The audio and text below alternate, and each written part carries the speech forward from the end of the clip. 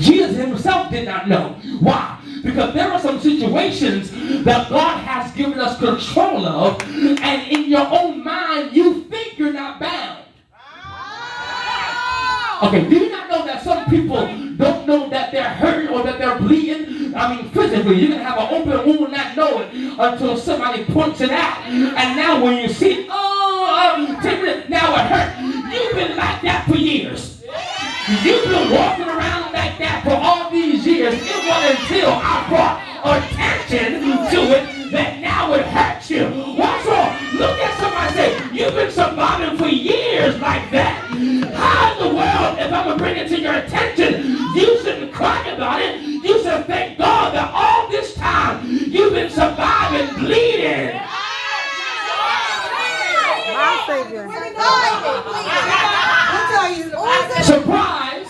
Here I am. Surprise.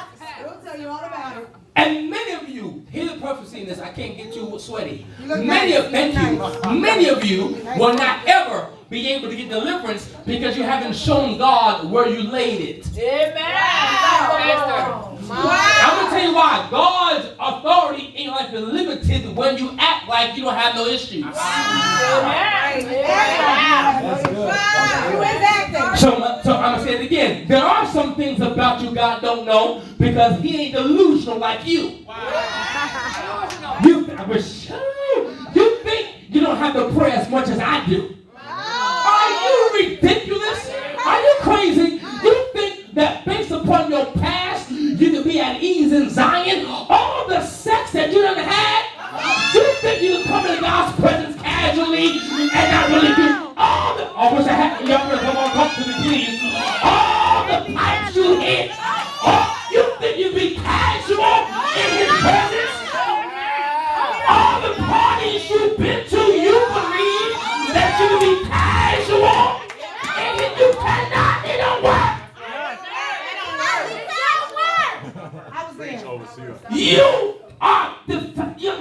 You are defaming your future by acting like God owes you something after all the grace and mercy he poured out on you when you were in sin and wanted to be there because sin wasn't always bad.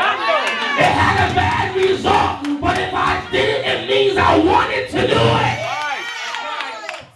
I wasn't led. I was driven. Okay, I'm sorry.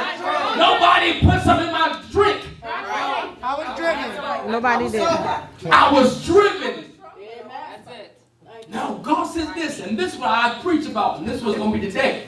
So, therefore, there was here we go. Here come my word tonight, or all day. I'm talking tonight too. Somebody shout process. Process. Here goes. This is actually my text. I'm not even going to preach it. It's a prophecy. Somebody shout again, process. Process. Now listen, a process, watch this, is core steps or methods toward a desired result.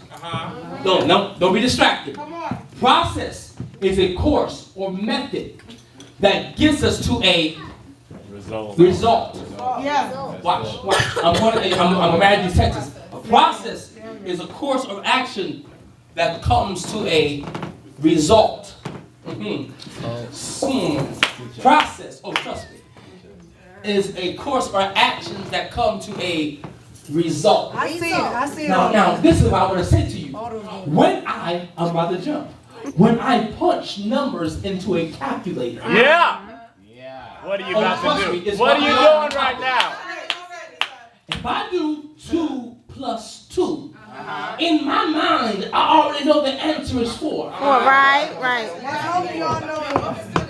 I'm like dancing. But what happens, Rose, is the calculator does something that I don't see.